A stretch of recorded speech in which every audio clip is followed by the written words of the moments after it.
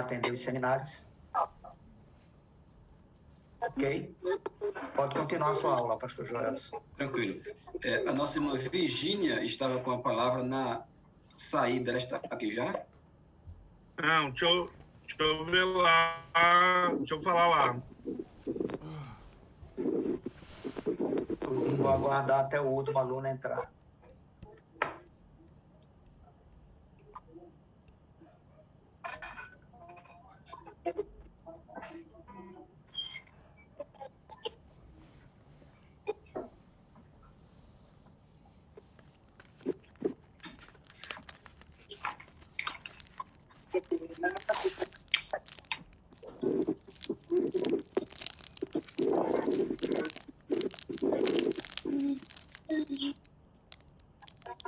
Tem alguém com o microfone aberto? Tá vazando aí um sonzinho.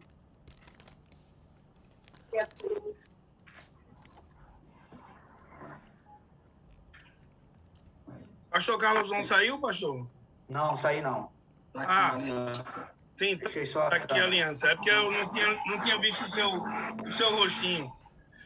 Vou continuar. Irmão, só para ajudar aí, vamos deixar o microfone desligado e ligar e desligar só, porque aí agora eu não tenho mais controle disso. Aí você liga e desliga só na hora que você for falar e desliga na hora que não estiver falando, tá certo? A gente tem aí alguns microfones ligados, aí por isso é que tá... Ok. E aí, quem está agora como chefe da sala tem que habilitar a minha... meu compartilhamento de tela, porque eu estou desabilitado para compartilhar a tela.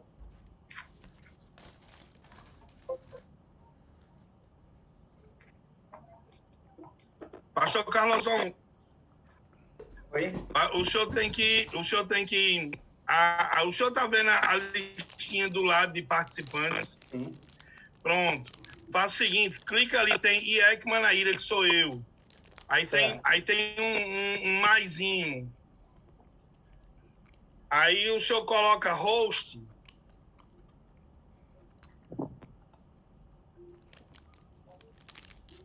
Clica no maisinho e coloca host.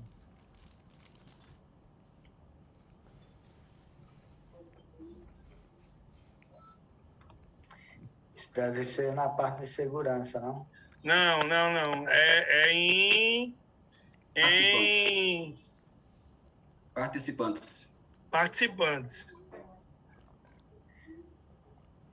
Provavelmente do lado direito. Mas eu não estou encontrando aqui, não. O que aparece para mim é... Deixa eu ver aqui. Não. Não, não tá aparecendo aí. Vou abrir o link do Meet, ok?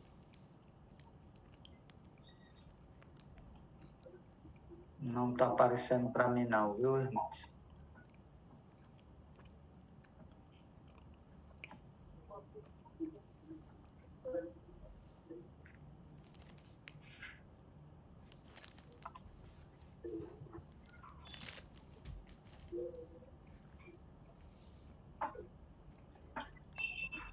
Pronto, pastor Carlosão, ó.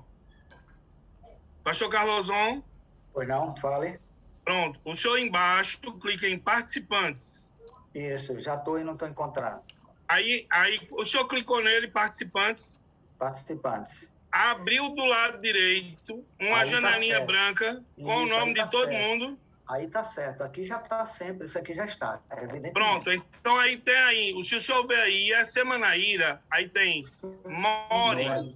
Sim. Clique no More azulzinho. More, isso mesmo. É porque pronto, clique no More, aí quando o senhor clicar no More, aí vai aparecer Host. Isto. Pronto, clique no Host. Espera aí, viu? Clique Host, yes, tá ok. Positivo. Porque embaixo não aparecia, de lado tem. Isso é de lado mesmo, era ali do lado. Pronto, agora eu estou no comando, aí eu posso... Mas você sabe o que é? Você sabe o que é isso? É a preocupação. É verdade. A ansiedade. Mas graças Pronto, a Deus, pastor, já liberei do senhor, viu, pastor Joelson? Ótimo. Irmãos, muito obrigado. Que Deus o abençoe a cada um. O abençoe a cada um. Amém. Ótimo. Professora Virgínia já está presente? Não, tá não. Eu vou ligar para ela aqui. Não, deixa que eu ligo. Vá assistir na aula que eu ligo, Sabe de Deus, tá? Quando ela voltar, aí eu faculto aí a oportunidade para que ela possa fazer uso da palavra que ela está querendo comentar. Então, eu vou continuar, tá certo? Como nós estávamos indo, fechar o assunto que a gente está discutindo para continuar na aula. Então, eu não sei se você tem na sua casa o Catecismo da Igreja Católica.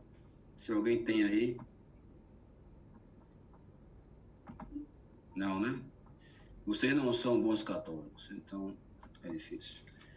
Então, se você puder, até na internet tem para baixar e coisa e tal, tá? Então, só pontuar o que eu estava dizendo, tá certo? A questão do culto ser em cima do sacerdote.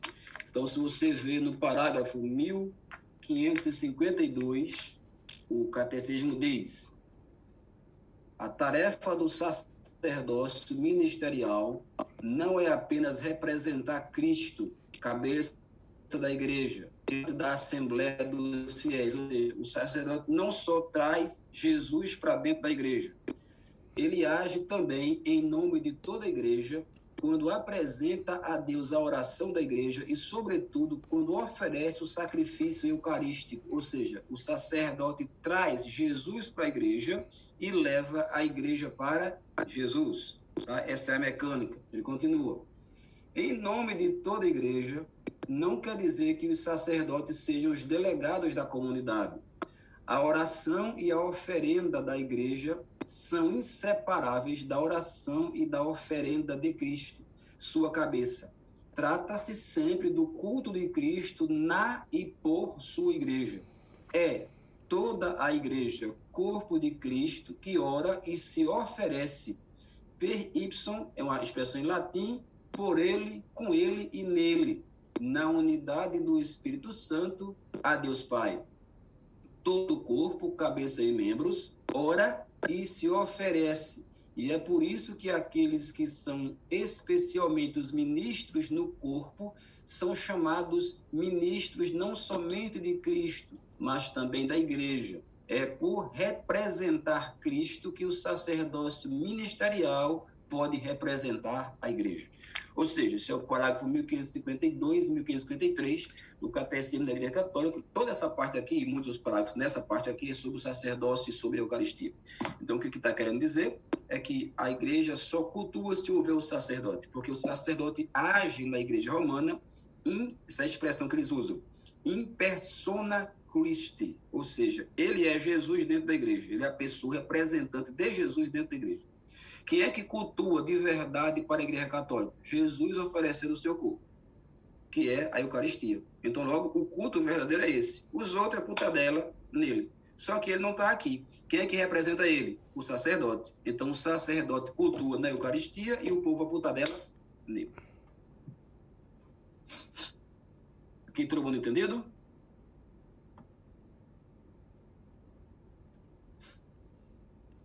Agora a professora Virgínia chegou, ela pode falar que estava comentando quando o Zoom fechou. Não, é porque eu não compreendi aquela questão de que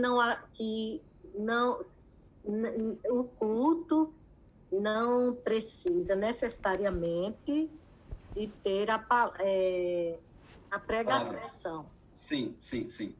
Não precisa. Se for assim, a gente tem que descartar uns 80% dos cultos da Bíblia. Porque não tinham pregação. Principalmente no Antigo Testamento. Principalmente até chegar à religião institucional a partir de Moisés, no Êxodo e etc. Era tudo isolado. Pastor, agora na nossa confissão de fé, se eu não estou enganado, eu vou inclusive pegar ela aqui, fala que o culto quando fala sobre os elementos do culto. Os elementos do culto. Tem batismo lá também, mas todo culto batiza? Não, Então, esse tipo de coisa. Ok, respondido. Mas o culto público, pastor, Sim. o culto público, ele tem esse objetivo, né? De Sim. pregar o evangelho. Então, Sim. tem que... Na realidade, não. Deixa eu só pontuar isso aqui. Não, o culto não tem o objetivo de pregar o evangelho. Não tem. Isso é uma invenção nossa. Culto é para a igreja adorar a Deus. Apenas isso. A gente prega o evangelho para tentar aproveitar a reunião e chamar pessoas para a reunião e que escutem a palavra. Mas isso não é das Escrituras, isso não é do Novo Testamento nem do Antigo. Porque culto quem faz é crente. Ninguém vai à presença do Senhor sem ser crente. Então o culto é dos crentes. Tanto que no Novo Testamento, por exemplo, só quem ia para o culto eram os crentes. A evangelização era feita no dia a dia, de casa em casa, nas ruas. Os irmãos pregavam no dia a dia, de casa em casa, nas ruas, nas praças e etc. Na igreja, nem podia ir o incrédulo, porque nem sabia onde era. Era tudo meio escondido. Tanto é que Paulo chega a dizer, gente, se todo mundo falar em línguas aí no culto, se por acaso entrar uma pessoa aí que não entender a parada, vai ficar achando um escândalo. Entende? Porque essa não é o objetivo do culto. O culto é apenas para a adoração, está na própria palavra. A gente aproveita, não está errado, a gente aproveita, mas não é o principal. Não é o objeto. Como seria a liturgia de um culto sem a palavra? Seria só na oração, no louvor?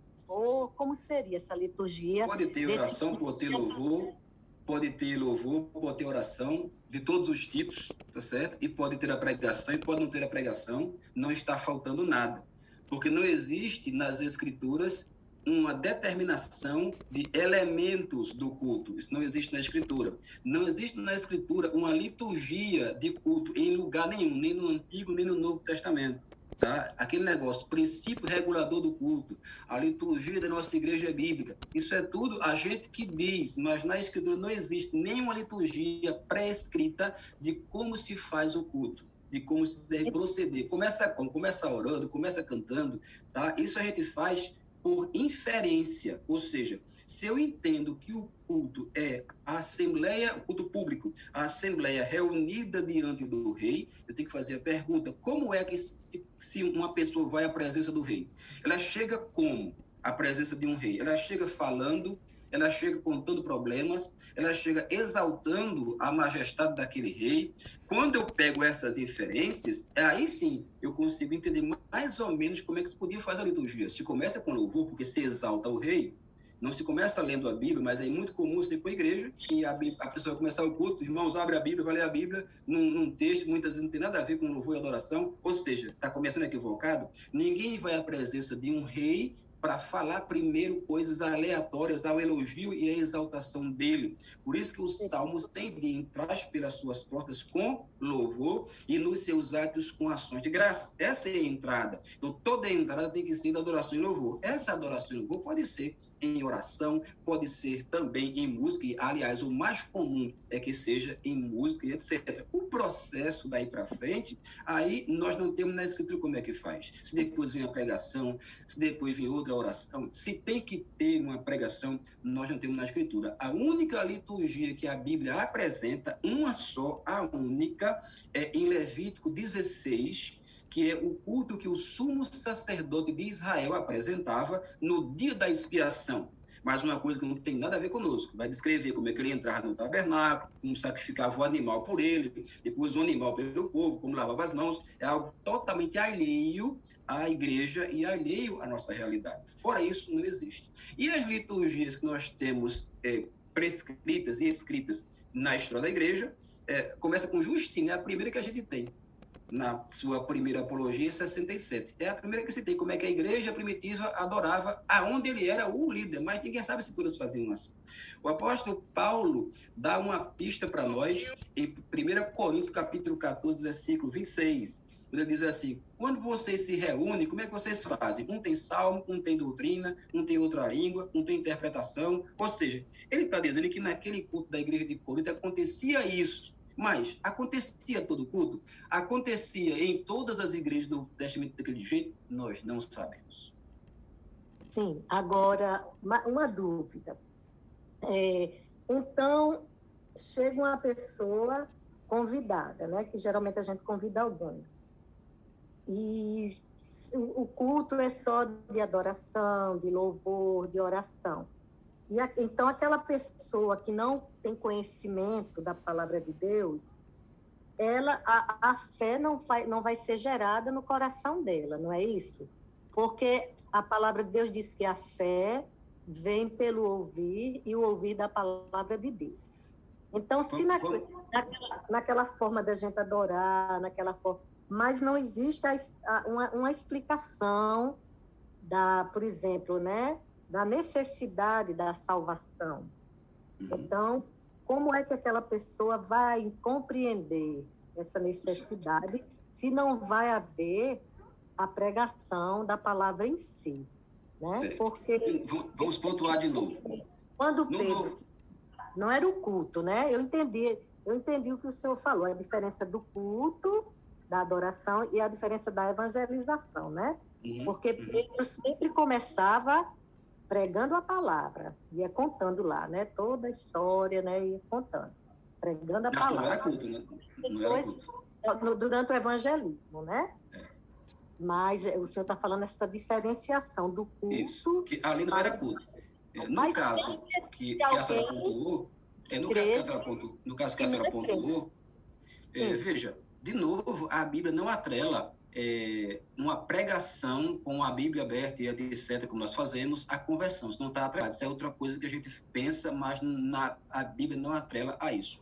O ouvir a palavra ali não está automaticamente ou impreterivelmente atrelado a escutar, a ouvido. É apenas uma forma de falar, porque assim os surdos não teriam condições, né? Então, ali é apenas uma forma de falar. Outra coisa, no Novo Testamento, como eu disse, a evangelização era feita a parte do culto. O culto não era feito para evangelizar, era feito apenas com o objetivo do culto, que era para adoração. E também, tanto o AT como no Novo Testamento, o AT e o NT, mostram para nós que a conversão e a salvação, elas estão ligadas, sim, à pregação de alguém do evangelho, mas não estritamente.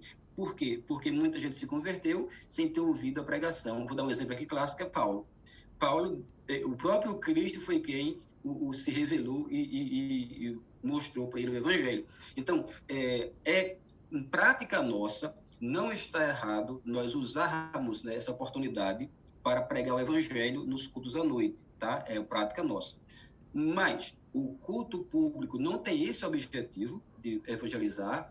E 2, as igrejas que se preocupam dominicalmente apenas em trazer uma mensagem evangelística, elas perdem o melhor momento da igreja para doutrinar o seu povo, que é o momento em que o povo está presente. É por isso que grande parte das igrejas hoje não usam mais o culto dominical para fazer evangelização. Eles usam para doutrinar a igreja e ensinar escrituras por livros para a sua comunidade, porque é o momento em que a maioria está ali. E esse é o propósito do culto, é ouvir a palavra com pregação e aprender do Senhor. Mas a evangelização não é o centro, não é o central. Nós fizemos assim, mas não é o propósito. Certo. Outra dúvida. Então, só com o louvor, há a possibilidade da pessoa compreender a mensagem? Perfeitamente. Eu vou dar um testemunho aqui, se vocês conhecem um cantor assembleiano chamado Victorino Silva. Sei quem é demais.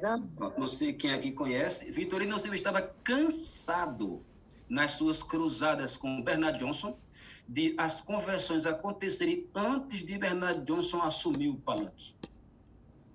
As pessoas se entregavam a Jesus chorando antes de Bernard Johnson subir o palanque, só ouvindo as músicas de Victorino Silva, porque ele canta músicas. Mas quando também você canta músicas de verdade, não tem outra. Então, pode sim. Tem que ouvir que as músicas de Victorino realmente é uma pregação. É verdade. Quem não me viu não sei aonde, vai ver minha vitória não sei aonde. Aí é que está a diferença, minha irmã. Obrigada, pastor. Quando se faz direitinho, não precisa apelo. É só a senhora citou Pedro. Veja, Pedro fez algum apelo? Para ninguém. Só pregou o evangelho direitinho. Quando ele terminou, o povo entendeu disso. O que é que a gente faz? Porque isso é o evangelho. O evangelho em si, pregado como deve ser pregado, ele é o apelo em si. Obrigado. Então, pastor, fechando aqui, pastor, pastor, está me ouvindo? Estou ouvindo. Desculpe interrompê-lo, é que eu levantei a mão desde a última vez que caiu e ficou também de complementar. E o assunto inicial, estava falando sobre a eclesia, e o assunto inicial girou em torno, acho que foi o Tiago, né, que falou inicialmente, que se a adoração, no caso, se o culto online é pertinente, né? Aí o senhor falou... Se podia fazer culto online ou não. E eu concordo plenamente com o que o senhor falou. O senhor disse que é muito relativo, né? Se a pessoa lá do outro lado, ela pode estar ou não assimilando, ligada com Deus, e a pessoa às vezes está no templo, né? E não está tão ligada com Deus. Então isso é muito relativo. E assim me veio fortemente aquela passagem, né? Que diz assim, que os verdadeiros adoradores adorarão ao Pai em espírito e em verdade. Então ele não trata de local, como Jesus disse isso justamente para relativizar a geografia, porque a mulher que conversava com ele estava na cabeça dele com a geografia muito implantada e perguntou: qual é o espaço geográfico que se adora de verdade? O dos judeus em Jerusalém ou dos samaritanos em Gerizim? Jesus disse: nenhum nem outro. Porque não importa o espaço, o importa é o adorador. Bem, esse é outro assunto, vamos embora, né? Então, o significado da palavra assembleia, eu creio que vocês já entenderam, né? Da palavra eclesia, é assembleia, certo? A gente encontra, né, o uso comum dessa palavra no Antigo Testamento. Eu vou só voltar aqui um slide. Pronto. Aqui está. O Dr. John Stott, né, ele diz que aquela assembleia que o rapaz lá de Éfeso, capítulo 19, disse que o pessoal esperasse, né, para se mandar sua proposta nela, era uma assembleia que se reunia naquela cidade, acho que 3 vezes ao mês. Deixa eu chegar aqui especificamente no lugar onde ele fala. Aqui está, 3 vezes ao mês. Então, é uma informação que ele tem, eu não sei de onde ele tirou, mas com certeza, de todo mundo conhece, era uma pessoa que era muito capacitada, né? Então, o fato é que as cidades tinham essa assembleia regular, onde as pessoas levavam as propostas, discutia-se e votava-se. Isso era a eclesia, tá? Em Atos 7:38, você encontra também o uso da palavra eclesia aplicado à Assembleia dos Judeus no Antigo Testamento, tá? E essa aplicação é feita não porque a Assembleia dos Judeus do Antigo Testamento era igual à Assembleia dos Judeus do Novo Testamento. É aplicado porque o rapaz está escrevendo em grego. Então, se ele vai falar de ajuntamento, ele usa a palavra mais comum para isso, assembleia, que é a palavra eclesia. Isso acontece em Atos 7:38, acontece em Hebreus 2:12, a palavra se referindo à congregação de Israel, do povo de Deus do Antigo Testamento. Então, a definição da palavra eclesia é assembleia, e ela traduz no Novo Testamento uma palavra hebraica do Antigo que tem o mesmo significado, de novo, assembleia, comunidade, ajuntamento, multidão, que é a palavra kahal. Então, quando o hebraico queria falar da reunião das pessoas, usava a palavra kahal. Quando o Novo Testamento queria falar da reunião das pessoas, usava a palavra eclesia. Pergunta é, por que eles não usaram sinagoga, que também significa reunião? Tá? Por que usaram eclesia? Muito simples, porque o jeito da sinagoga proceder não era o jeito da igreja proceder. Então, eles podiam muito bem, era todo mundo judeu, conheciam a palavra sinagoga, que descrevia a reunião dos judeus, mas eles não usaram essa palavra, escolheram a dedo a palavra eclesia. Por quê? Porque ali, sim, era o jeito que eles se reuniam. Então, a palavra kahal, que é a palavra hebraica similar no Antigo Testamento, também significava ajuntamento. Bom ou ruim, vários tipos. Então, por exemplo, em Gênesis 49, versículo 6, lá tem a palavra carral, mas o ajuntamento é um ajuntamento para um propósito malvado. Em Ezequiel, capítulo 23, verso 47, é a mesma coisa. A palavra carral também pode significar uma congregação de malfeitores, veja, um propósito mau. Também, a mesma palavra carral pode significar a congregação dos santos, como no texto citado do Salmo 22. Pode significar a comunidade restaurada em Jerusalém depois que saíram do exílio, aí a história de Israel. Pode significar também uma grande massa de pessoas. Então, logo, veja, do mesmo jeito que a palavra eclesia, em grego, significa reunião de qualquer tipo, a palavra correspondente em hebraico, carral, também significava reunião de qualquer tipo. Apenas descreve o ajuntamento e nada mais. No caso específico das passagens que no Novo Testamento se usa eclesia para o povo de Israel no Antigo Testamento, não está se usando a palavra de forma religiosa.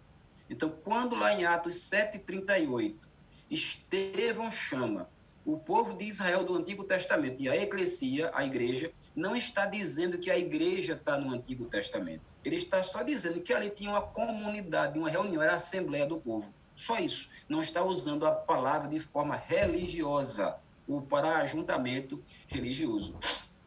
De forma objetiva, podemos usar o que está escrito em Atos 19, 40 e 41 para dar a definição desta palavra.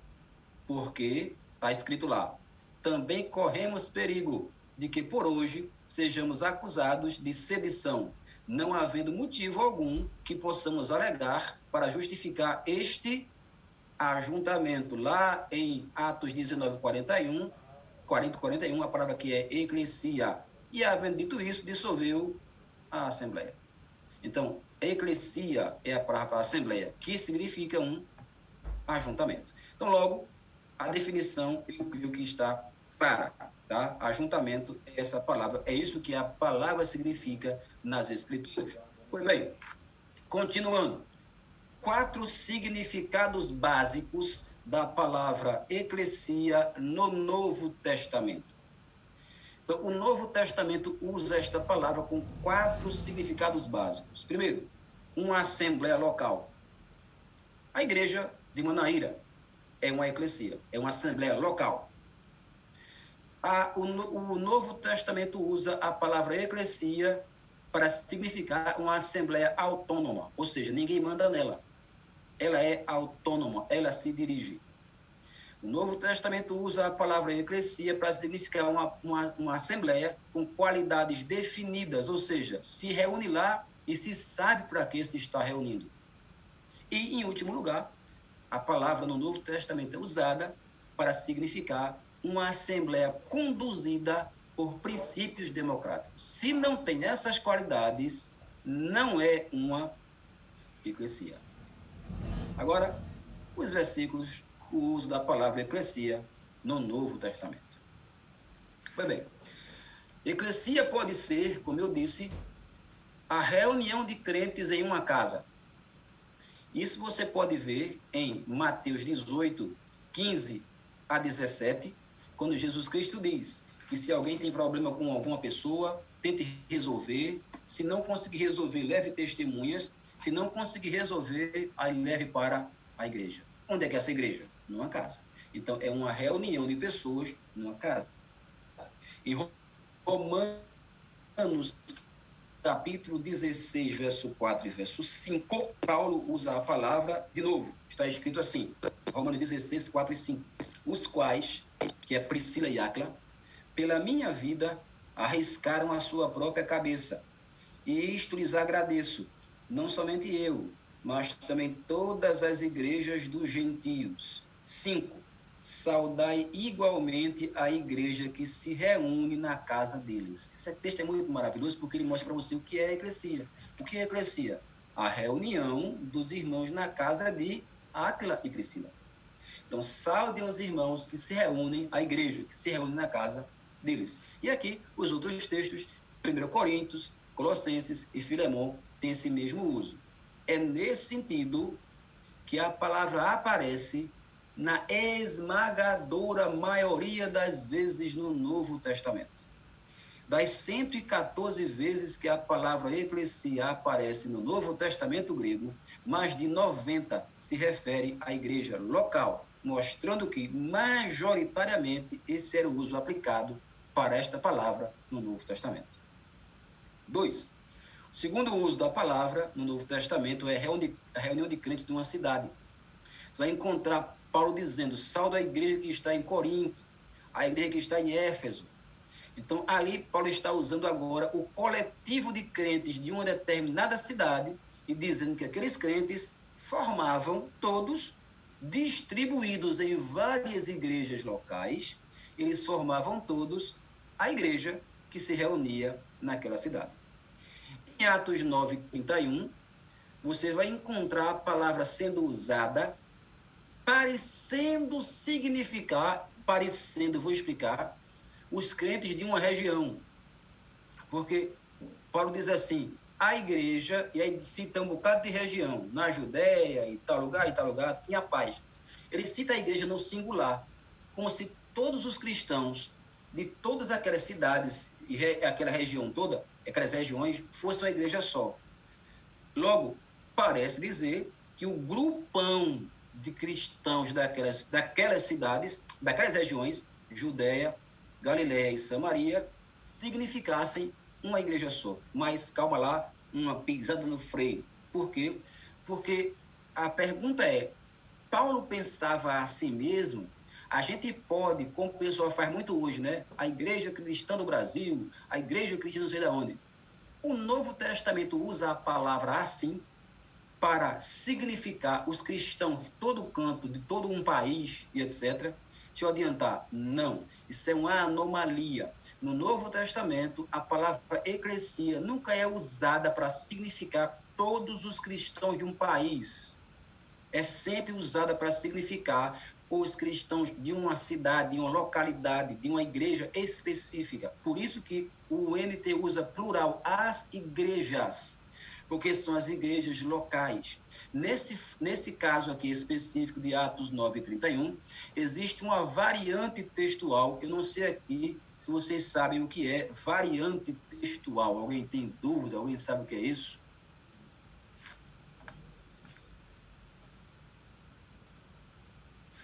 Então, se todo mundo se calou, é porque todo mundo sabe o que é variante textual. Então, não vou nem explicar o que é, já passo adiante. Então, nesse caso aqui, existe uma variante textual, certo?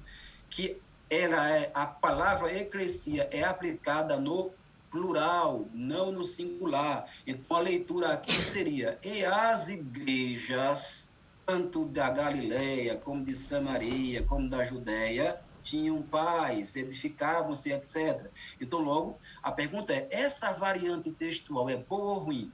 Quem já pagou, quem fez teologia, deve saber. Se não sabe, volta para o seminário de novo. Toda variante textual no texto grego do Novo Testamento, ela tem uma classificação de A a D. E a classificação A é aquela variante que não tem jeito. Você pode escolher qualquer uma das duas que dá no mesmo. E essa variante aqui é desse tipo. É um tipo que você pode escolher o plural ou pode escolher o singular. Você está apoiado pelos manuscritos do mesmo jeito. Então, logo, o que é que eu posso escolher? Eu devo escolher a variante textual singular para dizer a igreja da Judéia, ou eu devo escolher a variante textual plural e dizer as igrejas da Judéia. Bem, eu só posso fazer uma pergunta para provar isso agora. Temos que ser detetives agora. Tem que perguntar, Paulo considerava a igreja da Judéia uma igreja só, ou considerava as igrejas da Judéia como diversas igrejas plural? Cada igreja em cada cidade era uma igreja individual. Existe na Escritura um lugar onde você pode fazer ou tirar a prova dos 9 com respeito a isso? É possível, sim. Deixa eu só chegar lá no versículo específico. Gálatas capítulo 1, verso 22, está aqui na tela. Quem tem a Bíblia pode ler. Então, na Judéia tinha uma igreja só. Então, Atos 9:31 tem que ser lido. A igreja da Judéia, na verdade, tinha paz? Ou eu devo ler as igrejas da Judéia? Então, Gálatas, quem leu o texto que eu citei?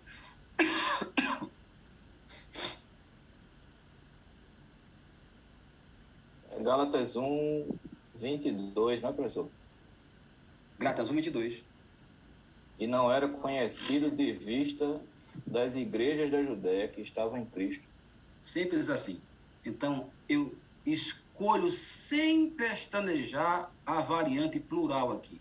Paulo, que foi o mesmo cara que escreveu Atos e escreveu Gálatas, entendia que na Judéia não tinha uma igreja da Judéia. Tinha lá as igrejas da Judéia. Tá? Então, é plural. Ok? Logo, voltando ao que eu estava dizendo, a palavra eclesia no NT, ela sempre significa as igrejas locais, quando está se referindo a crentes concretos. Você pode dizer assim, mas pastor, e aquela passagem lá de Efésios 5:25, Jesus se entregou pela igreja, e etc. Não está aí uma coletividade? Tá sim, chegaremos nela sem nenhum problema, tá? E você vai entender. Então, voltando para cá. Logo, eclesia no singular em Atos 9:31, ou é um recurso literário, ou a variante textual igrejas deve ser preferida. Tanto é que as versões, tá? A tradução ecumênica da Bíblia, a edição pastoral, a Bíblia de Jerusalém, elas preferem a leitura plural. Então, veja, a variante está aqui explicada, eu coloquei aqui a variante no texto grego, tá certo? Na versão atualizada temos o singular, tá certo? Mas em outras versões você encontra a palavra no plural, e essa é a leitura que prefere a Bíblia de Jerusalém, a Bíblia de Edição Pastoral, e a TEB coloca a variante singular no texto, mas no rodapé ela se preocupa em dizer, existe uma variante plural e tem que ser levada em consideração. Então, logo, é atestado dos manuscritos o que eu estou dizendo. Então, com qual leitura devemos ficar? Gálatas 1:22, para mim, responde a questão. Na Judéia tinha várias igrejas, então, realmente, ali em Atos 9:31, eu devia ler, e as igrejas da Judéia, de Samaria e etc., tinham paz e se multiplicavam e se edificavam e etc. Bem, continuando. Por fim, aquele versículo que eu citei, a palavra eclesia descreve a reunião dos salvos de todas as épocas. Isso está em Efésios 1, diz que Cristo é o cabeça da igreja, Efésios 5:25, se entregou pela igreja e etc. Isso quer dizer o quê? Que eu posso usar a palavra igreja para todos os crentes do Brasil? Não, porque quando o autor bíblico usa a palavra no singular, ele nunca a aplica para os crentes que estão vivos no lugar. Sempre que a palavra é usada no singular, tentando compreender todos os crentes, abranger todos os crentes, é sempre com relação à igreja espiritual. Os que já morreram, os que estão vivos e os que vão ainda nascer. Então, toda vez que a palavra está no singular, no Novo Testamento, se referindo aos cristãos, nunca se refere a uma igreja da terra. Sempre se refere aos cristãos de todos os tempos, de todo o mundo, vivos, mortos e os que ainda serão vivos. Então, resumo, nunca a palavra igreja é empregada no singular para significar os cristãos na terra. Logo, a gente vê muito isso no dia a dia, né? A igreja do Brasil e tal, assim, e coisa e tal. Isso mostra como a nossa cabeça não é congregacional. Ela é presbiterial ou ela é romana. Não existe igreja católica, não existe igreja congregacional do Brasil, não tem isso. A igreja congregacional do Brasil, não tem isso. É um contrassenso. Agora existe igreja presbiteriana do Brasil. Não existe igreja batista do Brasil. É um contrassenso. Os batistas nunca fazem isso. É sempre a Convenção Batista do Brasil, ou seja, um conglomerado de igrejas. Nunca a Igreja Batista do Brasil. Por quê? É um contrassenso. O Novo Testamento não apresenta um presidente que manda num corpo que abrange todo um país. O Novo Testamento apresenta cada igreja local autônoma. Logo, são as igrejas, nunca a igreja. Até aqui todo mundo entendeu? Pastor, então, quando fala da Igreja Universal, que são os crentes que estão no globo, né? Terrestre, Sim. né? Sim. Então, vai ser no singular, ou só os crentes que já morreram, que eu não entendi bem essa parte. Quando está no singular, a variante está no singular. Eu repito, sem problemas, eu repito. Eu repito, sem problemas. Tem a igreja que é a igreja visível, né? Tem a igreja Isso. invisível, que é a igreja universal. Aí, Pode falar. Aí, quando se trata dessa igreja invisível e universal, aí vai estar no singular? Eu não compreendo. Primeiro, esse negócio de igreja visível e igreja invisível não tem na Escritura também. É outra invenção nossa. Tá? Não tem na Escritura. A Bíblia nunca usa a palavra igreja no singular para significar os cristãos vivos na Terra, que seria a igreja visível. Não usa. Tá? Repetindo, a palavra igreja no Novo Testamento, ela só é usada para os cristãos que estão vivos na Terra de forma individualizada e plural. A igreja de Manaíra, a igreja de Cruz das Armas, a comunidade congregacional do Bessamá é individualizada. Quando junta, isso não forma a igreja, isto forma as igrejas. Então, é sempre plural.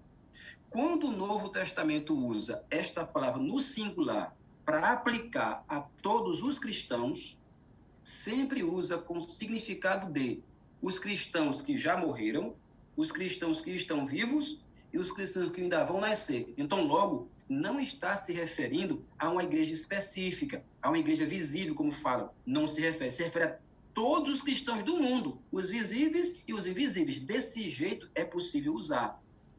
Eu considerar todos os salvos do mundo que já nasceram e morreram, que estão vivos hoje e que vão nascer, considerar como parte da grande igreja do Senhor Deus. Eu posso considerar, mas eu não posso considerar todos os congregacionais do Brasil formam uma igreja congregacional do Brasil. Não posso. O NT não me diz isso. Não existe isso no Novo Testamento.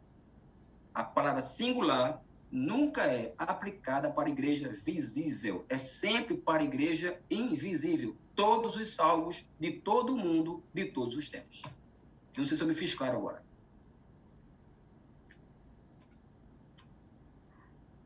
Agora o senhor usou a terminologia visível e invisível. Isso. Então, essa nomenclatura que a gente usa, a igreja visível são os crentes da terra hoje vivos, a igreja invisível são os crentes do céu. Isso não existe. Isso é uma invenção nossa. Sei. Isso não existe na Escritura. A igreja é a igreja. É porque eu entendi que invisível são as pessoas que a gente não sabe, não conhece. Por exemplo, Isso. a gente tá na rua, né? A gente está na rua, né? E ali tem várias pessoas no meio da rua. Isso. Ali existe uma igreja, mas Isso. eu não sei porque está lá. Isso é uma, de novo, isso é uma, como é que eu posso dizer? Arranjado, é um conforto nosso, é uma tentativa de explicação nossa. É uma tentativa de ser mais didático para explicar certas coisas, mas não é bíblico, não está na Escritura. Mais alguém? Certo, tá certo. Tá bom, obrigada. Nada. Continuando. Então, a forma, tá, de emprego, esta forma de emprego da palavra pelos autores bíblicos demonstra que eles entendiam que a eclesia significava. E não era um clero, não era o número de membros, não era se tinha oficial ou não, não era o lugar da reunião que determinava se existia uma igreja ou não. Se a reunião é feita em nome de Jesus Cristo, diz Mateus 18:20, que ali ele está. A ênfase está na reunião em si e não na forma ou local onde ela acontece. Os cristãos primitivos não dispunham de edifícios chamados igrejas. Eles não iam à igreja, eles eram a igreja. E em certas ocasiões, em lugares designados, quando podiam, eles se reuniam como igreja, como está aqui em 1 Coríntios capítulo 11, versículo 18. Então, aqui Paulo diz que se reúnem em Corinto como igreja, porque é a reunião que significa isso. E é um lugar independente, ninguém sabe nem onde eles podiam se reunir. Então, nós nunca podemos perder isso de vista. Tá? A palavra significa a reunião em si, independente da geografia, da hora e de quem está nela. Se realmente são pessoas que servem a Deus, são convertidos, se ali está a reunião sendo feita em nome de Jesus Cristo, ali tem uma igreja se reunindo, independente de onde for, de que tempo for que essas pessoas se reúnam. Tá? Não tem dia específico e etc. Isso não é do Novo Testamento. Um católico famoso, chamado Hans Kung, teólogo católico famosíssimo, ele diz o seguinte: isso estabelece a norma de uma vez por todas. O significado original de eclesia, igreja, não era uma hiperorganização de funcionários espirituais, desligada da assembleia concreta. Não era um clero. Denota uma comunidade, olha só, reunindo-se num local específico, a uma hora específica, para uma ação específica, uma igreja local. Embora formasse com outras igrejas locais uma comunidade abrangente, a igreja inteira, como a nossa irmã Virgínia disse agora, que eu posso considerar os crentes todos como a igreja do Senhor. Tá? Então, embora formasse com outras igrejas, uma comunidade abrangente, a igreja inteira, mas a palavra é aplicada à igreja local. Assim, cada igreja local torna a igreja inteira plenamente presente. Aonde tem uma igreja local, ali está a igreja inteira. De fato, pode ser entendida na linguagem do Novo Testamento como povo de Deus, corpo de Deus e edifício do Espírito. Essa definição é ótima. Está tudo certo. Tá? O que ele disse aqui está tudo certo. O uso da palavra igreja no NT, continuando com o historiador Earl Keynes. No seu livro Cristianismo através dos séculos, ele diz assim: os cristãos primitivos não concebiam a igreja como um lugar de culto, como se faz hoje. Igreja significava um corpo de pessoas, numa relação pessoal com Cristo. Esse grupo se reunia em casas, no Templo de Jerusalém, nos auditórios públicos de escolas e nas sinagogas, quando lhe permitiam fazer isso. O lugar não era tão importante como o modo de se encontrarem para ter comunhão uns com os outros e cultuar a Deus. Fechando essa nossa primeira conversa, se a gente fosse resumir, como resumiríamos? Começamos vendo o material que será usado e seguido no nosso curso, né, com o tema de eclesiologia congregacional. Vimos o significado da palavra grega eclesia no Novo Testamento, reunião, assembleia. Vimos que na eclesia grega, todos os cidadãos que tinham direitos civis legítimos na polis, aquela definição do William Barclay, eram ativos em suas decisões. Então, se transportarmos isso para o âmbito da eclesia cristã, a analogia é simples. Deve tomar parte nas decisões da Assembleia Cristã não uma classe de líderes, mas todos os seus membros com direitos legítimos de cidadania. Que direito é esse? Na aula 4, nós veremos isso, especificamente, tá? Mas, antes disso, nós temos que entender o seguinte: o Novo Testamento apresenta isso? Essa é a pergunta que eu tenho que fazer. Eu dei uma definição teórica. é possível abrir o Novo Testamento e ver isso lá? Tá? Essa é a pergunta que eu tenho que fazer. Então, esse é o nosso próximo passo agora, a partir desse momento. Então, alguém quer pontuar alguma coisa? Quer fazer um comentário?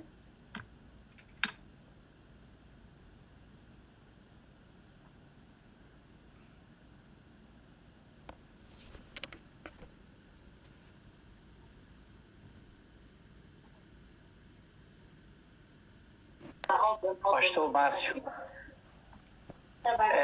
o interessante em tudo da aula de hoje é que você não crente, aí você se converte, aí entra na igreja, você aprende um bocado de coisinhas erradas.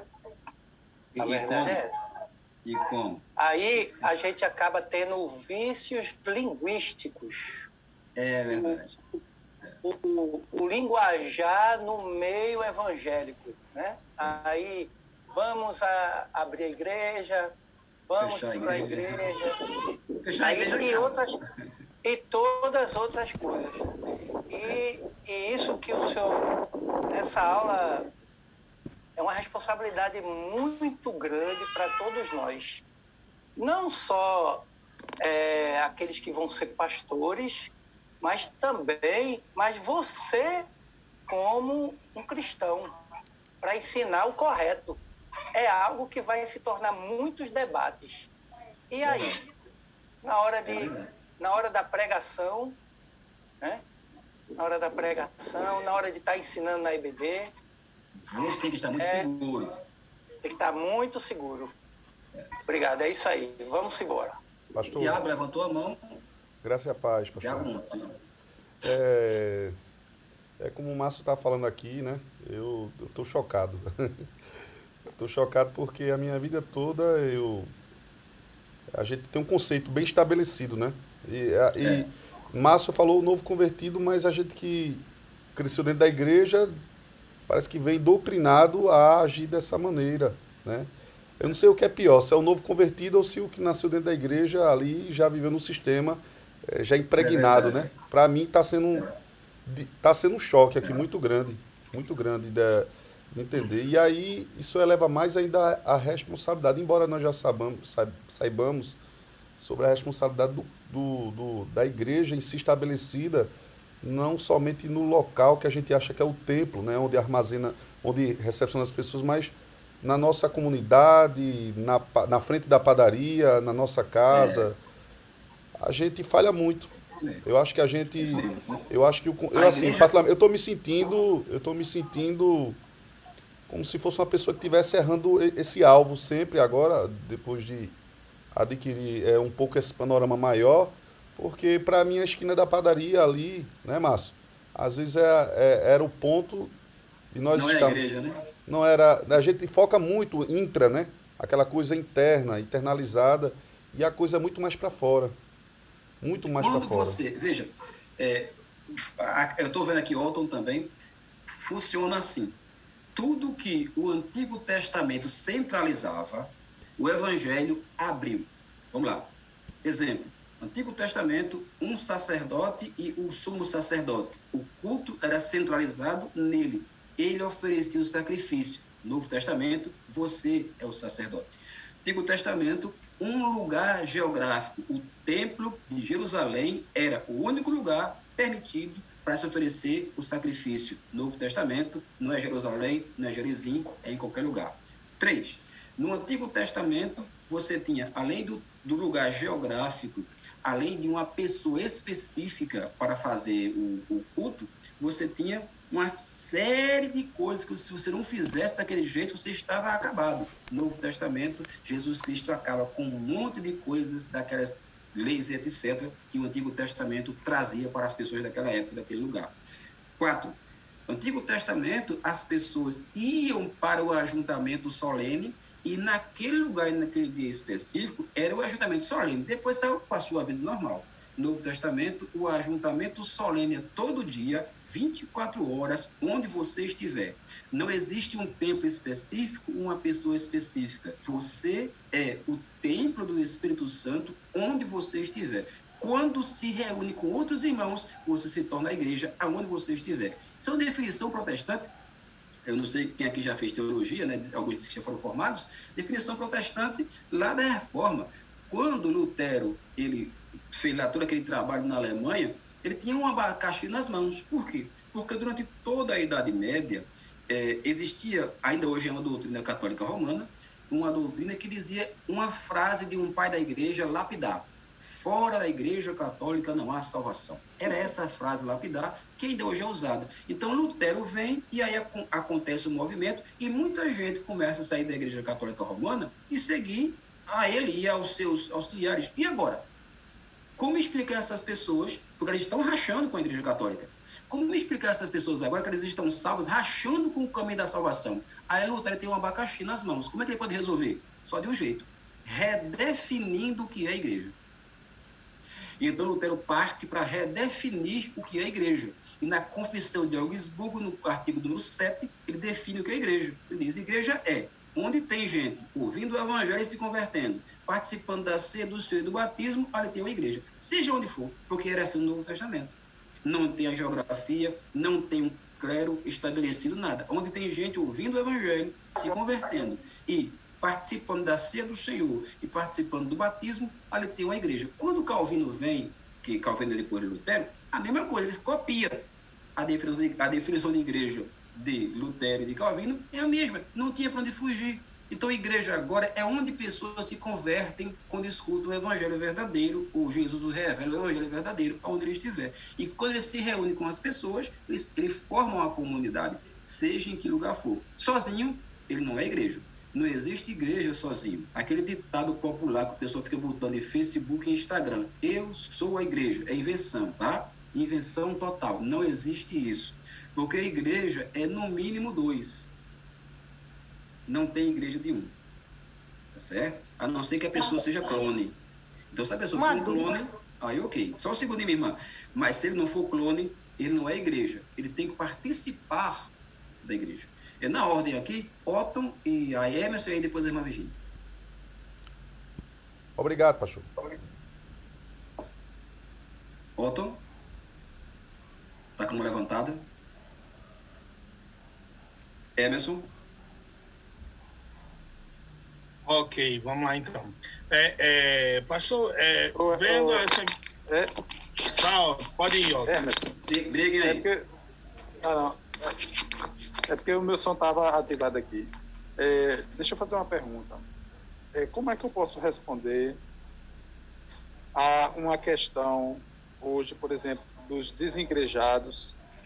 Não vou parar o tempo porque eu não preciso mais, eu preciso estar preso a todos os rituais, a todos os cultos da semana. Então eu posso adorar a Deus a partir de casa, porque a igreja sou eu. Sou eu, minha família, sou com o meu vizinho, então não preciso estar preso. Você diz para ele: cala a boca, burro, e vamos estudar. Então, pega um quadro e um giz.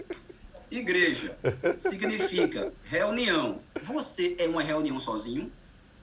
Então, como é que você abre a boca para dizer eu sou a igreja?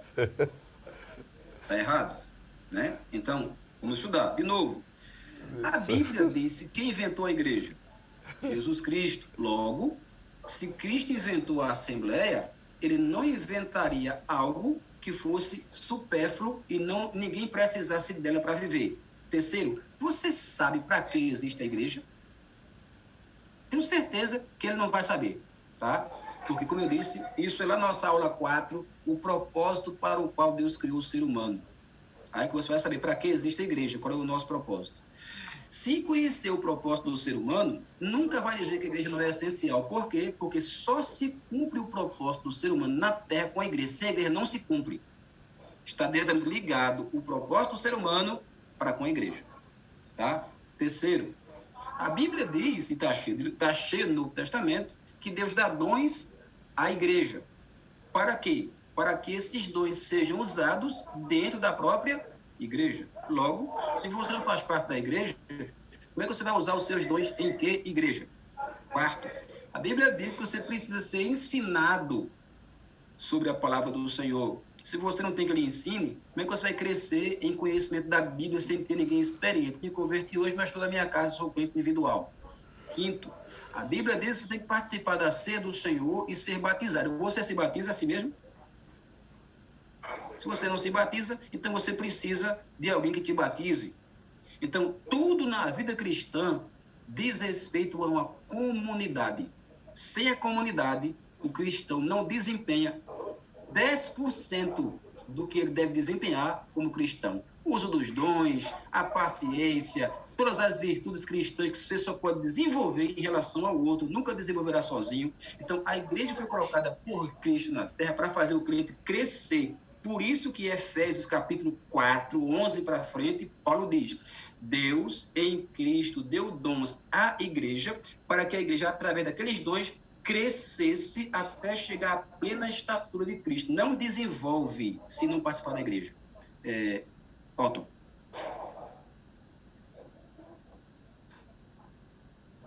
Deu zebra de novo? Ok, Otto. Não, tá ligado o som dele agora. Tá ligado. Mas ele é quem não tá ligado? Oi? Quem é que não tá ligado? Não, eu tô ligado. Mas o que o senhor está falando acerca... O que o senhor está falando não é acerca do ajuntamento? Isso. De todos? Isso. Mas a pessoa... Igreja é ajuntamento. Igreja é ajuntamento. Não existe que seja ajuntamento. Exato. Mas sobre a questão de templo, como é que funciona? De templo, de lugar de adoração. Aí depende, pode ser onde for. Você pode desempenhar o seu culto coletivo debaixo de uma árvore. Mas lá nunca você tem a oportunidade de exercer os seus dons com relação aos seus irmãos. Mas nunca só. Nunca só. Só é o culto individual, a Bíblia nos abre essa porta, tá? Todo mundo adora o Senhor onde estiver, porque a igreja hoje está em todos os lugares, não tem uma geografia específica. Então você, quando sai daqui e vai para a padaria, você é o templo do Espírito Santo, tem que ir lá na mesma atitude de culto. Aqui é uma atitude de culto. Então, você presta o seu culto individual 24 horas por dia. Mas a Bíblia não diz que tem só um braço, são os dois braços.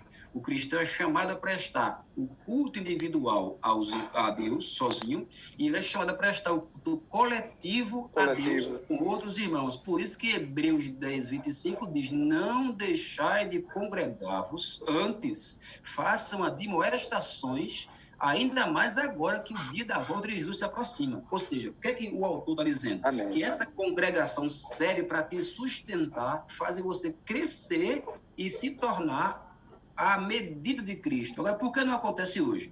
Porque as pessoas não entendem o que é a igreja. Igreja hoje serve para quê? Para falatório, fofoca, nego ficar intrigado, fazer programação, prega e etc.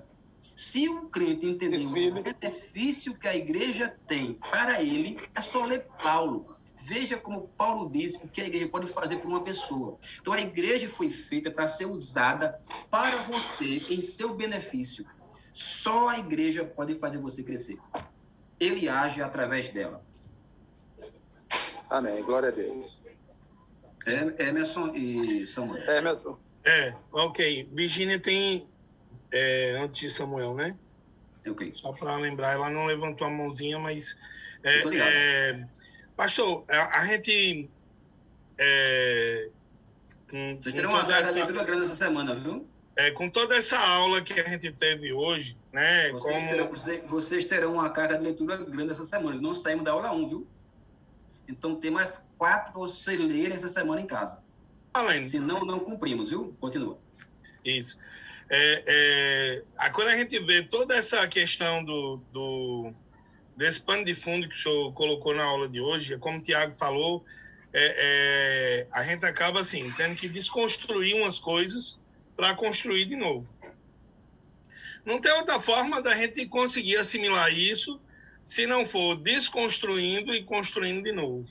Uhum. Agora, quando a gente desconstrói e aí a gente bate de frente nessa desconstrução e construção com a confissão de fé... Não, mas a confissão de fé... por exemplo, a confissão de fé, ela fala sobre a questão do dia do Senhor. Sim. Né? E aí agora, como é que fica o dia do Senhor? O dia do Senhor é o domingo? Ou todo dia é dia do Senhor? Bem, existem 2 entendimentos. Existe o entendimento que o domingo é o dia do Senhor existe um entendimento que não só o domingo é o dia do Senhor, mas todos os dias são dias do Senhor, tá certo? Você vai escolher o que você acha que tem mais base nas Escrituras. Você vai encontrar pessoas defendendo esses dois caminhos. A confissão, porque se baseia em cima da Declaração de Savoia antiga do século XVII, ela escolheu seguir o caminho de um dia específico. Existe base nas Escrituras para isso? Existe sim e não. Exemplo, é fato que nas Escrituras as pessoas escolhiam um dia para adorar a Deus? Isso aí nós não podemos negar. No Antigo Testamento está assim, no Novo Testamento está assim também. Quando saímos para a história, é fato que os cristãos antigos escolhiam um dia específico para adorar o Senhor? Também é. Você vai encontrar na patrística um dia específico da semana como um dia chamado para reunião. Mas, do outro lado, existe também nas Escrituras e na história o entendimento de que todos os dias podem se reunir as pessoas para adorar o Senhor, existe também. Então, logo, é um caminho que você precisa escolher, tá certo? Eu entendo que todos os dias são dias do Senhor, tá certo? E tem um dia que os pais da igreja e a igreja historicamente escolheu, que é o 7º dia da semana, para que pudesse fazer um dia mais dedicado, mais específico ao Senhor. Isso é errado? Não é errado, tá certo? Agora, isso pode ser colocado como um mandamento, uma lei e etc., aí eu tenho dificuldades. Mas aí, como eu disse, é questão de interpretação, tá? Você deve procurar o que tem mais apoio nas Escrituras. Só que aí a gente, por exemplo, que está aqui se preparando para almejando um pastorado, aí a gente entra nesse conflito. Por quê? Porque no momento que a gente vai participar lá da sabatina da banca, nós precisamos subscrever o que a Confissão de Fé diz. Certo. Aí num caso como esse, aí a gente acaba tendo esse choque. Por exemplo, até mesmo como na época que a gente viu Confissão de Fé, eu falei com o pastor Bruno, né? Eu disse, eu faço parte de uma igreja que ela crê na doutrina dos últimos dias de forma dispensacionalista. E a nossa confissão de fé não dá margem para dispensacionalista. Mas também não dá para o outro lado. Só que eu vou ser pastor dessa igreja que crê... Mas também não dá para o outro lado. A confissão de fé não se posiciona quanto a isso, quanto a escatologia. Entendeu? Você fica livre. Né? Quanto a essa questão, qual seria o caminho? Esse assunto específico que você está falando. Você teve aula de confissão de fé, era perguntar ao professor, eu tenho dúvidas com respeito a esse assunto, tá?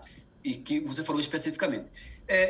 Eu queria que o senhor me desse os argumentos a favor desse assunto, para que eu possa ler e reler para cima e para baixo. Eu entendo assim, onde é que eu estou equivocado? O que é que faltei ver que eu não vi? Então, isso é ser honesto, entendeu?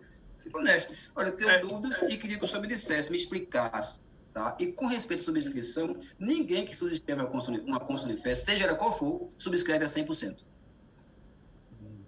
Ninguém. Nem quem subscreveu o Westminster e etc. Ninguém. Até porque ela mudou.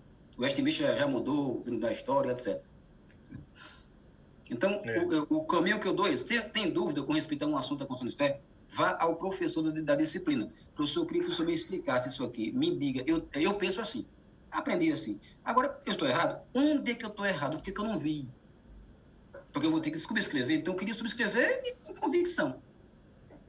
Não é verdade? Agora, o pior de tudo é subscrever. Por exemplo, algo como essa questão da doutrina dos últimos tempos, dos últimos dias, né? Porque, inclusive, a gente debateu isso em sala de aula. E ele disse que a confissão de fé não abre margem para dispensacionalismo. Mas também não diz que não é dispensacionalista, não se posiciona. Aí ele pegou e disse, você subscreve a confissão de fé e pede para o seu pastor titular, quando ele for falar sobre esses assuntos, você se omitir, botar outra pessoa para pregar. Aí tudo bem, numa igreja como pastor auxiliar, a gente pode até fazer isso, né? Agora, como pastor titular, aí Não como há é que a problema. gente vai... Não há problema. Existem doutrinas capitais, que são doutrinas que implicam em salvação, e doutrinas que não são capitais, que não implicam em salvação. Nas não capitais, você pode divergir sem nenhum problema. Você pode divergir em doutrinas capitais. Escatologia não é capital. Dia do Senhor não é capital. Agora, você não pode pregar na sua igreja que Jesus Cristo não salva. Isso aí A não Bíblia pode. não é a palavra de Deus. Tá? Então, é isso. Ok, pastor, beleza. Samuel, Virgínia primeiro.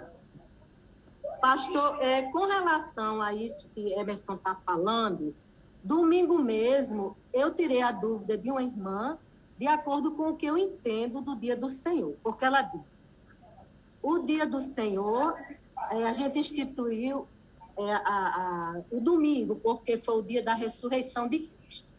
Mas eu trabalho numa empresa e sou convocada para trabalhar no domingo. E aí?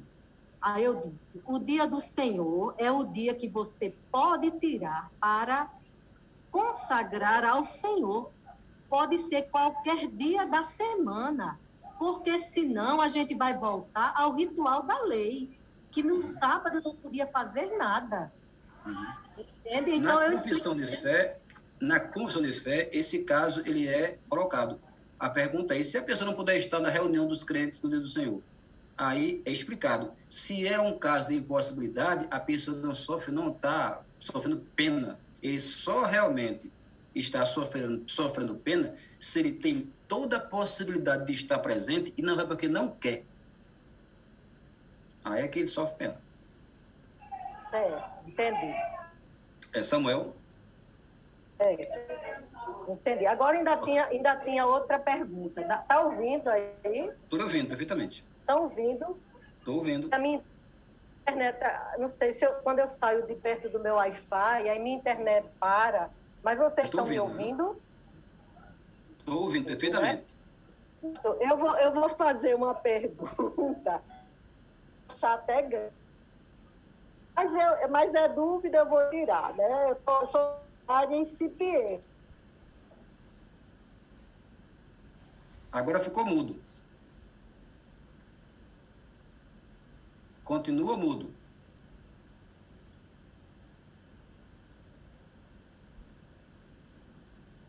Continua mudo. Ouvindo? Agora sim. Está ouvindo? Agora sim. Pronto. Então, deixa eu lhe perguntar. O Espírito Santo é uma pessoa? Perfeitamente. O Espírito Santo habita no crente? Perfeitamente, disse Jesus. Então, aí já tem duas pessoas, eu e o Espírito Santo. Jesus disse, onde estiverem 2 ou 3 reunidos, eu estarei no meio deles. Perfeitamente. Só que a palavra de Jesus Cristo não é com respeito a pessoas espirituais, é com respeito a pessoas físicas. Entendi. Então, a igreja só é quando tem a assembleia. Isso. Então, nunca eu sozinha sou igreja, mesmo que seja eu e a pessoa do Espírito Santo. De forma alguma. Porque o texto usado por Jesus em Mateus 18, 15 a 20, é justamente um texto onde ele está citando Deuteronômio, o Antigo Testamento, onde se dava a prescrição da lei sobre como se julgava um caso. Por isso que ele diz, sem o depoimento de 2 ou 3 testemunhas, nenhum caso pode ser julgado. Isso está em Deuteronômio. E Jesus cita isso lá em Mateus 18, 15 a 20. Então ele está dizendo o seguinte, para que a igreja possa estabelecer a assembleia e julgar os casos, porque a igreja é chamada para julgar, a igreja tem o propósito de julgar diretamente, vai entender isso na Nara 4. Então, para que essa assembleia de julgamento seja estabelecida, tem que ter mais de uma pessoa. 2 ou 3 pessoas. E a pessoa física. Entendi, pastor. Muito obrigada. Ok. Bem, minha gente. Como eu disse, né? Falta Samuel, pastor. Falta Samuel. Samuel. Fala, verdade, Samuel, que teu servo ouve, Samuel. Na minha tela, ele ficou do outro lado agora. Pode falar. Eita, Jesus. Pastor, eu acho que a gente está falando sobre os 2 aspectos do culto, né? A individualidade e a coletividade. Enquanto o senhor falava aí, eu fiquei pensando nas implicações práticas desses conceitos, porque a gente é reflexo da nossa teologia, né? Quando a gente enfatiza demais essa questão da possibilidade do culto, longe do que hoje a gente entende de instituições, por exemplo, para qualquer pessoa criar um pequeno grupo, dependendo do seu nível de conhecimento teológico, intitular-se capaz de ensinar e sustentar essa teologia, né, de que essa pequena reunião ela já pode ser considerada igreja à luz da Bíblia. Uhum. E aí faz parecer que há a necessidade, mesmo que a gente não admita a questão da geografia, do templo, etc., mas há necessidade de algumas coisas em específico para que essa igreja seja considerada igreja, além do aspecto reunião. Pelo menos do meu ponto de vista, eu posso estar errado, o senhor pode acrescentar. Tá. Senão a gente abre um leque, digamos assim, por exemplo, a gente faz um grupo pequeno de pessoas que talvez tenham algum nível de conhecimento da Bíblia, se reúnem, estão pregando a Cristo, digamos que não haja nenhum tipo de heresia, mas essas pessoas se reúnem, digamos que elas partilham dos moldes da ceia, como acontecia antigamente, em termos de refeição, e oram pelo corpo, sangue de Cristo, em memória de mim, etc., como diz já em 1 Coríntios 11, digamos que se cumpra toda essa estrutura. A gente não destrói com esse conceito toda a estrutura que hoje a gente tem de igreja em termos cristãos. Seria mais ou menos essa a reflexão que eu queria pegar. E era assim no Novo Testamento mesmo, a estrutura que inventou foi a gente. Tá? Era assim no Novo Testamento mesmo. A gente que inventou o negócio. Então, para um certo conforto, tá? Para uma certa defesa de nem tudo que você ouvir e ver se transformar numa igreja, para uma certa defesa de heresias, etc., então a estrutura foi criada e serviu para. Mas no Novo Testamento não tem estrutura. A estrutura do NT era simples e mínima. Paulo saía nos lugares pregando o evangelho, muita gente se convertia, ninguém sabia como aquilo ficava. Depois ele voltava nas mesmas cidades, elegendo dentro da própria comunidade, o cara novo convertido, dentro da própria comunidade lá, ele elegia lá os presbíteros, que é a mesma coisa no NT, presbítero e pastor, elegia o líder e ia embora, e deixava lá a comunidade tocando sua vida. E aí o que fazer agora? Ele metia a carta para cima. Era seu único recurso. Pastor. Escrever carta para que as pessoas pudessem ler e aí crescer e aprender o evangelho. Hoje nós não precisamos mais disso. Nós temos as cartas codificadas na escritura. Então hoje qualquer pessoa que estuda a Bíblia de verdade, ela tem será um crente de verdade, ela tem de Deus a porta aberta para ensinar. Tá? Então a estrutura serve para que possa livrar de certos excessos. Não resta dúvida. Tinha que se institucionalizar, tinha que se estruturar, senão vira bagunça, né? Mas nós não podemos dizer que a estrutura é imprescindível para que a igreja existisse, porque a reforma não disse isso e a gente está sendo contra os reformadores. Como eu disse, Lutero, quando teve que redefinir a igreja, não teve outra coisa a dizer.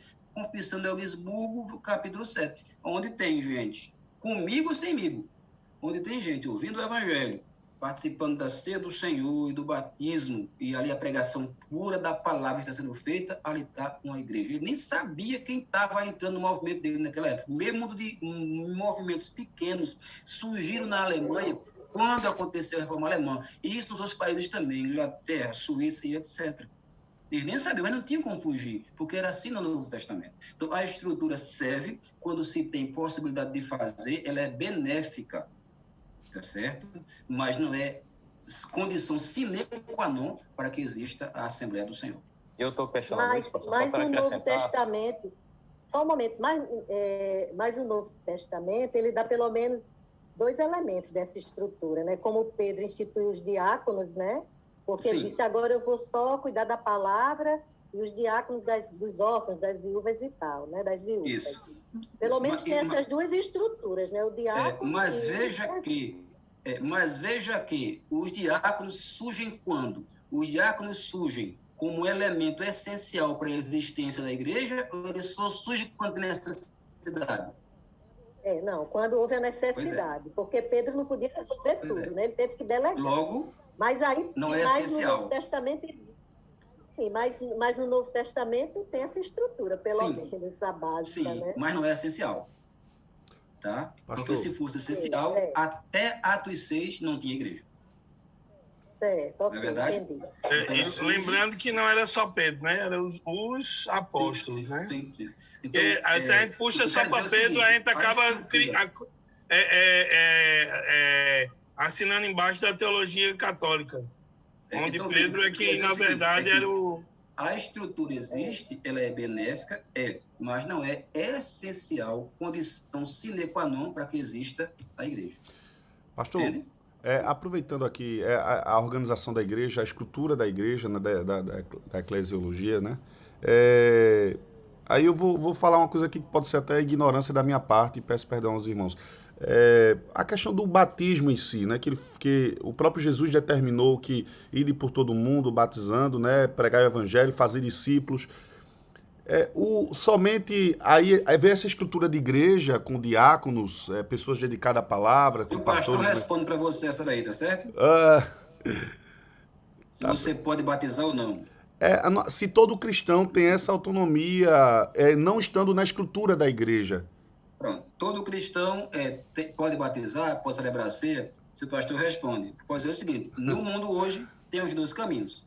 Tem igreja que diz que só pode batizar e celebrar a ceia quem tem lá o ministério consagrado, que ordenação não é bíblico também, é uma coisa católica romana. Certo. E tem igreja que todos os irmãos podem batizar. Por exemplo, tem igreja que você evangeliza uma pessoa, a pessoa se converte, quem batiza é você. Na igreja, vai lá, todo mundo assim, você é quem batiza. A igreja de Matt Chandler, pregador famoso dos Estados Unidos, é assim. Me parece que aqui em João Pessoa, a Cidade Viva funciona parecido. Igrejas batistas, todo canto funciona, muitos funcionam assim. O discipulador batiza o convertido. O que muda é a instituição. Tá certo? O que muda, no caso, é a parte organização dessa igreja, dessa eclésia, ali dentro do templo. Mas que não seria um pecado ou um erro. Seria um desrespeito contra a instituição igreja instituída ali.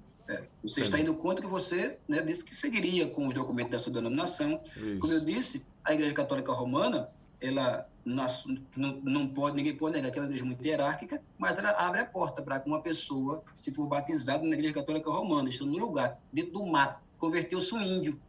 Sim. Quem batiza? Não tem padre, não tem papo, você pode batizar. Entendi. Entendeu? Obrigado.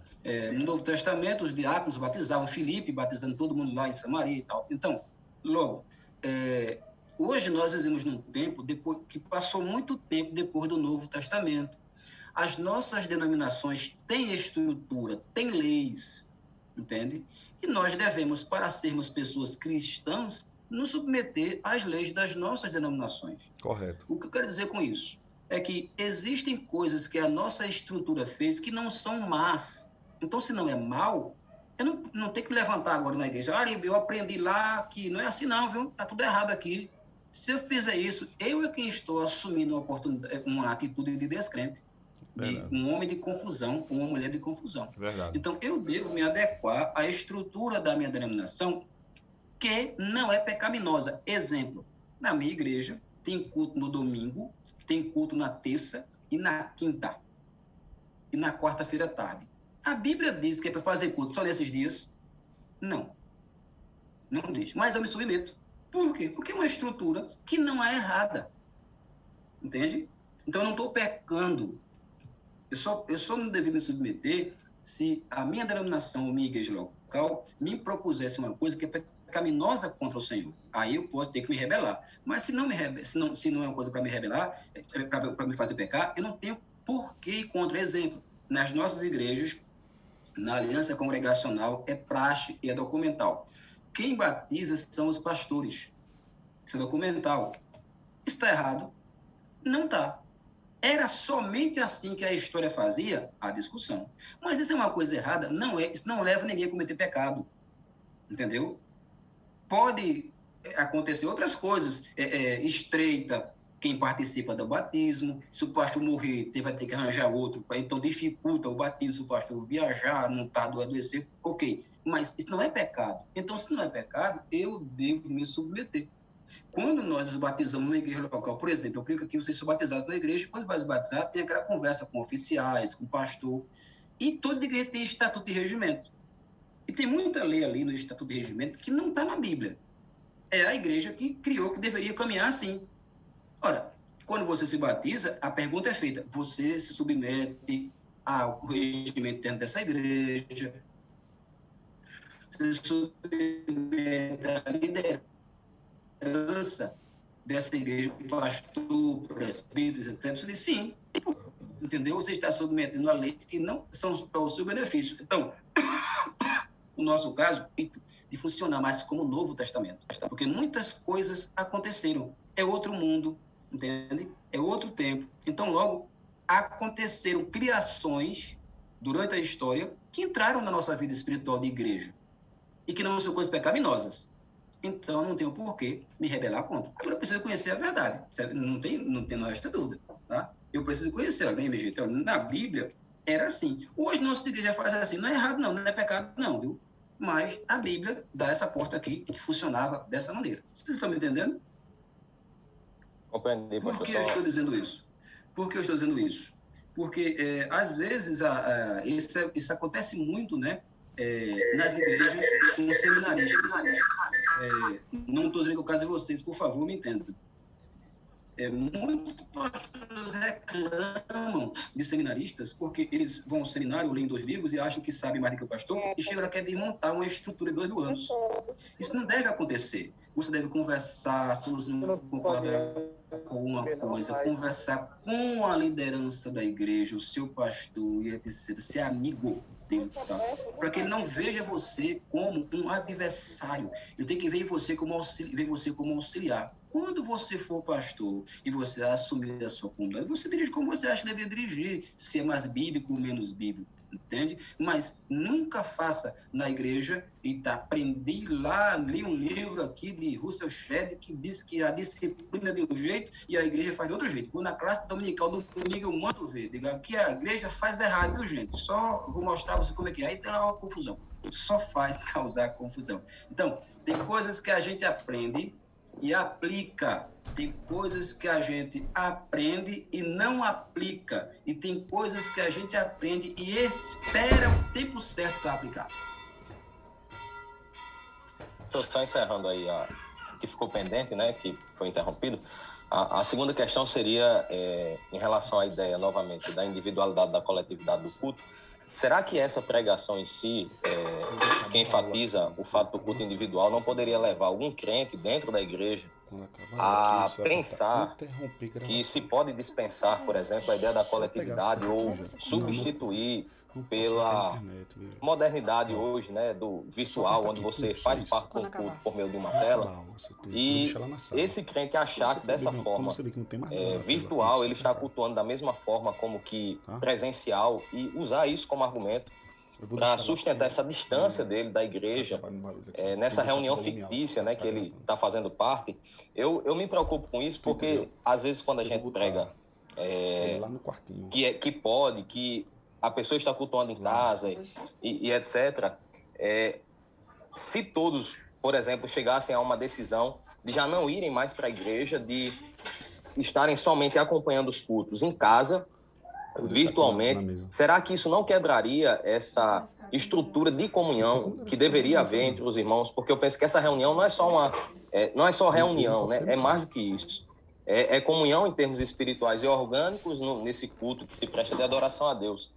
Então, eu acho que a presença em si, ela é imprescindível. Se você não pode, tudo bem, está justificado, tem essa alternativa. Mas se você pode estar no culto presencial e não vai, será que isso não seria pecado? Essa seria a pergunta. Bem, pecado ou não entraria nesse mérito. Agora, o que está errado está. Porque, como eu disse, uma pessoa que disser que deve ficar em casa, não ir para a igreja, para a reunião da comunidade, porque em casa pode fazer muito bem do mesmo jeito, essa pessoa não entendeu o que é a igreja. Não entendendo o que é a igreja, é claro que ela vai ter meio mundo de ideias divergentes. Agora, se ela entender o que é a igreja de verdade, ela nunca dirá isso, porque existem diversas coisas, vamos ver nas nossas aulas, que uma pessoa só pode fazer se estiver presente na igreja. Você vai receber agora as 4 primeiras aulas, as 3 próximas, que uma a gente já viu aqui. E um dos princípios congregacionais é que Jesus Cristo determinou que todas as pessoas que crescem nele se organizassem em igrejas. Isso aqui é o modelo do Novo Testamento. Uma pessoa não se organizar em igreja é uma anomalia, é alguma coisa extra, é um impedimento. Mas sem impedimentos não há razão para alguém dizer que deve ficar em casa, porque em casa e na igreja é do mesmo jeito. Não existe. Agora, só vai pensar assim quem entendeu o que é a igreja e qual é o propósito do cristão. De novo, a nossa aula 4 que responde isso. Sem isso, ele não vai fazer nunca isso. Ele vai até dizer, não, eu vou para a igreja, ela é bom, mas não entendeu ainda. Uma coisa é eu dizer, você precisa congregar. A outra coisa é explicar por quê.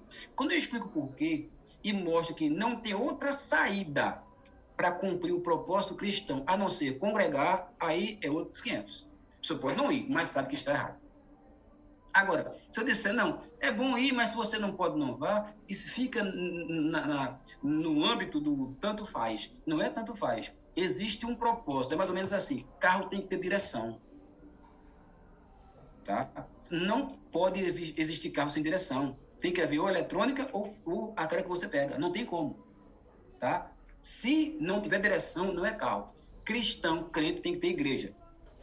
Sem igreja é um carro faltando a direção. Agora, para isso, eu só vou entender se eu dirigir.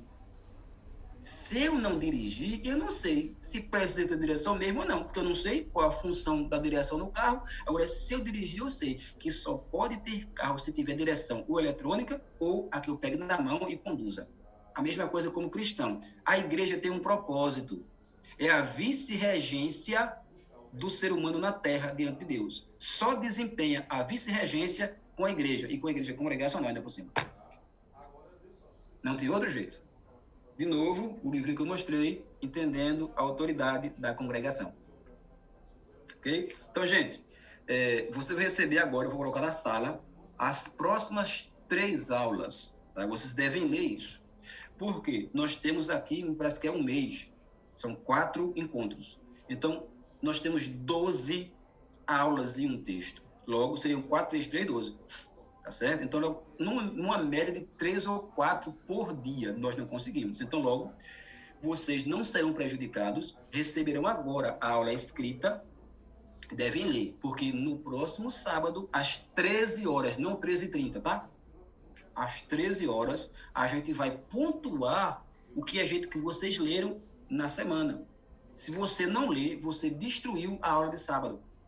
Por quê? Você vai ser prejudicado, tá certo? Então, você precisa ler esses textos na semana, para que você anote dúvida, etc. E aí a gente pontua tudo no próximo sábado. E aí sim dá tempo de a gente ir com os pontos do que seria hoje, e você recebe mais 4 sábados. Você entendeu? Que é muita coisa. Então, logo, já temos 8 aí de cara. Então, por isso que é imprescindível que você leia, tá certo? As aulas dessa semana. Tá, gente? Todo mundo me entendeu até aqui? Professor, no caso, essa aula de hoje, o senhor já disponibilizou lá? Essa não. Vou botar agora as 4. Certo. Entendi. E a próxima também, né? E a próxima entra para a semana. Ah, tá. Ok. Viu? Então, alguma dúvida, algum ponto que ficou sem esclarecer?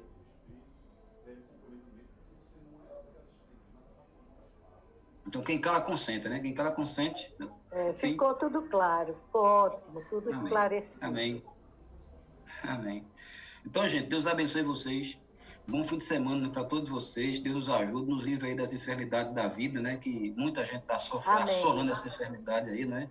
Eu sou um deles. Então, espero que sábado esteja bem para a gente aqui novamente, né? Caminhar com os princípios do congregacionalismo. No sábado que vem continua, como o Novo Testamento apresenta a igreja se organizando. A gente vai ver os versículos, como a igreja resolvia os seus problemas, Quem já pagou história vai ter um assunto sobreposto, porque é parecido, tá certo? E aí sim, espero já também no sábado que vem começar a explicar aos irmãos os princípios congregacionais. São 8 coisas que uma igreja congregacional tem que saber. Tá? São os 8 princípios congregacionais. Então, se Deus quiser, para a semana, a gente começa a explicar isso para os irmãos. Lembrando, leiam, tá? Procure aí conhecer esses livros que eu vou colocar na aula para vocês, que está lá as fotos, tem muitos para baixar, você pode baixar aí em PDF, tentar ler aí, eu pedi alguém que sabe inglês para ler para você, tá certo?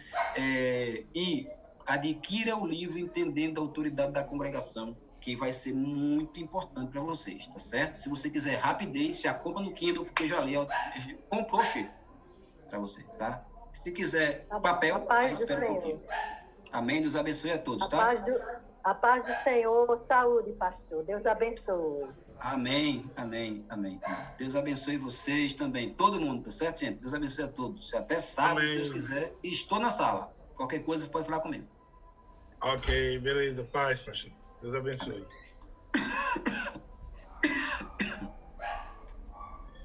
Tiago Monteiro.